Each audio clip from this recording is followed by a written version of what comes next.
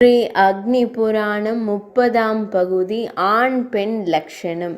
லக்ஷணங்களுக்கு முன் நம் உடலில் உள்ள பலவகை நாடிகள் பிராணன்கள் குறித்து அறிதல் உதவியாக இருக்கும். நம் உடலில் ஏராளமான நரம்புகள் இரத்த குழாய்கள் உள்ளன. நாபி பகுதியிலேயே 72,000 நரம்புகள் உள்ளன. நரம்புகள் எனப்படுவற்றுள் 10 நாடிகள் மிகவும் முக்கியமானவை. இடை நாடி, பிங்களை நாடி, சுசூக்ஷ்மண நாடி, காந்தாரி நாடி, ஹஸ்தி ஜிஸ்வை நாடி, பிரீத்தை நாடி, யக்ஷ நாடி, ஆலம்புஷை நாடி, ஹூஹு நாடி, சங்கிலி நாடி என்பவை அவை. நம் உடலில் தசவித வாயுக்கள் உள்ளன. அவை முறையே பிராணவாயு, அபானவாயு, சமானவாயு, உதானவாயு, வியானவாயு, நாகவாயு, கூர்மவாயு, கிரிகரன் வாயு, தேவதத்த வாயு, தனஞ்சய வாயு என்பனவாகும். பிராணவாயுவே இதயம் துடிப்பதற்கும் நாம் மூச்சு விடுவதற்கும் காரணமாகும். இது இன்றேல் உடலில் உயிர் தங்காது. அபான வாயு ஜீரண மண்டல காவலன் ஆகும். உணவு செரிக்கப்பட்டு உடலில் எல்லா பகுதிகளுக்கும் செரித்த உணவு அடைவதற்கும் கழிவு பொருட்கள் வெளியேறுவதற்கும் உதவுவது அபான வாயு ஆகும். உடலில் இரத்தம், பித்தம், வாதம் சமமானதாக உதவுவது சமான வாயு. முகத்தில் உள்ள தசைகளை இயங்கச் செய்வது உதான வாயு. பூட்டுக்களில் இருந்து விக்கல் உண்டாக்குவது பியான வாயு. இதன் கோளாறு நோய்க்கு ஏதுவாகும். ஏப்பத்தை உண்டாக்குவது நாகவாயு. இமைகளை இயக்குவது கூர்மவாயு. உணவு செரிக்க ஜாடராக்னியாக உதவுவது கிரிகரன் வாயு. கொட்டாவிக்கு காரணம் தேவதத்தன் வாயு. அனைத்து இயக்கங்களை கவனிப்பவரும் மரணத்திற்கு பின் உடல் சுருங்காமல் இருக்கவும் காரணம் தனஞ்சயன் வாயு ஆகும். நன்முறையில் நாடி நரம்புகள், இரத்த ஓட்டம், வாயுக்கள் பணி செவ்வனே அமைந்துவிட்டால் நல்ல அழகிய அம்சமான உடல் தோற்றம் அமைந்துவிடும். உடலும் உள்ள ஒழுக்கமும் நன்கு அமைந்துவிட்டால் அதுவே ஸ்திரீ புருஷ லட்சணங்களுக்கு அடிப்படையாகும். சிறந்த வாழ்க்கையை நடத்தக்கூடிய ஒருவனுக்கு குறிப்பிட்ட 8 வகை லட்சணங்கள் கூறப்பட்டுள்ளன. அவை குறித்து அறிந்து கொள்வோம். ஏகாதிகம். முறைப்படி நித்திய கர்மானுஷ்டானங்கள் செய்து நல்லொழுக்கம் பெற்றவன் வாழ்வில் சுகமும் மகிழ்ச்சியும் பெறுவான். துவி சுக்லம். கண்களும் பற்களும் இரண்டும் வெண்மை நிறம் கொண்டதாய் இருக்க வேண்டும். திரிகம்பீரம். திரி 3 விழிகள், நாபி, ஆழமுடைய நாசி, ஆழ்ந்த பொறுமை என்ற 3 ஆழங்களை இது குறிக்கிறது. திரிகிரகம் அதாவது 3 பெருக்கல் 3 ஆகிய 9 குணங்களை குறிக்கிறது. இது பொறாமையின்மை, அகிம்சை, அனைத்தினிடத்தும் அன்பு, பொறுமை, நன்மையை செய்தல், தூய்மை, விருப்பம், கள்ளமில்லாமை, மன உறுதி என்ற நற்குணங்களை ஒருவன் பெற்றிருக்க வேண்டும். திரிபிரலம்பங்கள்.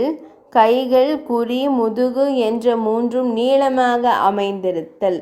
திரிபாவி. வயிற்றின் மீது காணப்படும் 3 மடிப்புகள் இவை. திரிவித்தல்.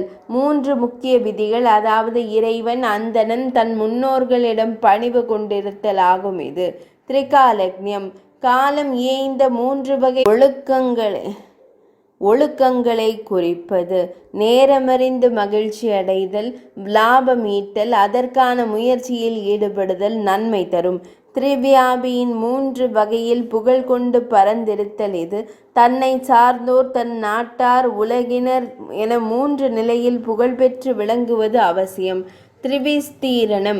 விஸ்தீர்ணம் பரப்பு, மார்பு, முகம், முகநெற்றி அகன்றிருப்பதை குறிக்கும். இது சதுர்லேக. 4 வகை குறிகள், 2 கைகள், 2 கால்களில் கொடிகள், குடைகள் போன்ற குறிகள் அதிர்ஷ்டத்தை குறிக்கும். முதுகு, மார்பு, விரல்களுடைய தசைகள் அகன்றிருப்பதும் நன்மையே. சதுர்தம்ஸ்திரம். முத்து போல் வெண்மை நிறத்தில் 4 பற்கள் இருத்தல். சதுர்கந்தம். மூக்கு, முகம், அக்குள் விடும் மூச்சுக்காற்று துர்கந்தமாக இருக்கக்கூடாது. சதுர் கிருஷ்ணம். கிருஷ்ணம் கருப்பு. கண், புருவங்கள், கேசம், 2 கண் விழிகள் ஆகிய 4ம் கருப்பாயிருத்தல். சதுர்ஹ்ரஸ்வம். பிரஸ்வம் குறுகி இருத்தல். கழுத்து, குறி, முழங்கால் பூட்டுக்கள் குறுகி அல்லது சிறுத்து இருத்தல் ஆகும். விரல் நகங்கள் உயர்ந்து மிருதுவாக இருக்க வேண்டும். மெல்லிய தோல், கற்றையான கேச வளர்ச்சி இருக்க வேண்டும். ஷடோன்னதம். ஷட் 6. உன்னதம் உயர்ந்த கன்னங்கள், உயர்ந்த கதும்பு எலும்புகள், உயர்ந்த மூக்கு இருக்க வேண்டும். சப்தஸ்நித்தம். சப்த 7. தோல், தலையில் கேசம், உடலில் மயிர், விரல் நகங்கள், பார்வை, பேச்சு ஆகியவை பரவசம் உடையதாக இருத்தல் வேண்டும். அஷ்டவாசம். அஷ்டம் 8. மூக்கு, முதுகெலும்பு, இரு துடைகள், முழங்கால், முழங்கை, மூட்டுக்கள் ஆகிய 8ம் நேராக அமைந்திருக்க வேண்டும். நவாமலம். நவ 9. வாய், மூக்கு துவாரங்கள், கண்ணிமைகள், ஆசனவாய், முகம், காதுகள் தூயதாக இருக்க வேண்டும். தசபத்மம். தச 10. நாக்கு, மேல்வாய், கண்விழி, நரம்புகள், உள்ளங்கைகள், பாதங்கள், விரல் நகங்கள், குறியின் நுனி, வாய், உதடுகள் தாமரை நிறத்தில் இருக்க வேண்டும். தசவியூகம். முகம், கழுத்து, செவிகள், மார்பு, தலை, வயிறு, முன்னெற்றி, கரங்கள், கால்கள் முதலியன வளர்ச்சியோடு இருக்க வேண்டும். நெக்ரோத பனி மண்டபம். ஒருவன் நிற்கும்போது உடலின் நீள அகலம், கைகள் சமமாக இருக்க வேண்டும். சதுர்த்தச சமாத்வந்தம். கணுக்கால்கள், ஆடு சதை, இமை, பக்கங்கள், விரைகள், மார்புகள், செவிகள், உதடுகள் சமமாக இருக்க வேண்டும். சடாடக்ஷம். 14 பிரிவு வித்தைகளில் தேர்ச்சி பெற்றிருக்க வேண்டும். இரு விழிகளிலும் நல்ல பார்வை இருக்க வேண்டும். ஒருவனது உடலில் ஒரே மயிர்கால்களிலிருந்து 2 மயிர்கள் வளர்ந்திருந்தால் தீமையை குறிக்கும். அதிர்ஷ்டமுடையவன் குரல் இனிமையாகவும் நடை யானை போலும் இருக்கும். இதற்கு 14 அங்க அமைப்புகளும் 8 லட்சணங்களும் புகழை தேடித்தரும். எத்தகைய பெண் அதிர்ஷ்டசாலி? நல்ல தோற்றம், நல்ல வளர்ச்சி, உருண்ட துடைகள், இடை, அலைபாயும் விழிகள் கொண்டு இளமையுடன் கூடிய பெண் அதிர்ஷ்டசாலி. நீண்ட அடர்த்தியான கருமை நிற கேசம், எடுப்பான மார்பகம், நெருங்கிய கால்கள், நடக்கையில் சீரான காலடி, உடலில் காணப்படும் மிகையான உரோமங்கள் நீக்கப்பட்டவளுமான பெண்ணும் அதிர்ஷ்டசாலிதான்.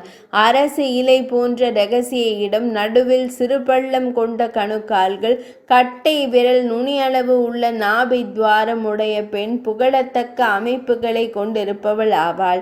ஒரு பெண்ணின் அடி வயிற்றில் கட்டமான மாற்றமுள்ள மயிர்கள் இருந்தால் அது கஷ்டங்களையே குறிக்கும். ஒரு பெண் அண்டை அயலாருடனும் உறவினருடனும் சண்டை போடுதல், பேராசை கொண்டிருத்தல், துர்நாற்றவாய் இருப்பின் அது அவளுக்கு சாபக்கேடு ஆகும்.